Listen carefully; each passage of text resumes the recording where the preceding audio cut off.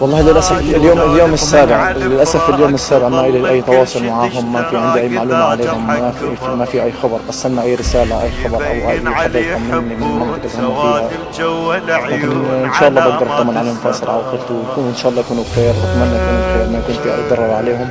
هم نازحين في خيمه في ارض، وهي حالنا، حال اهلي وحال كثير من شعبنا في قطاع غزه. ان شاء الله بتخلص هالحرب وهم رافعين راسنا واحنا بنرفع راسنا فيهم. ان شاء الله منتصرين، ان شاء الله قضيتنا الفلسطينيه راح تضلها فخر لكل احرار العالم باذن الله. حتخلص الحرب واحنا منتصرين. يبين علي يحبون سواد الجو العيون علامات السهر. طيب خطر جميع شسولف لك على الفراق تظل الكل شي تشتاق اذا جمعك باذن الله نخلص. يبين علي يحبون بالنسبه لمباراه احنا كان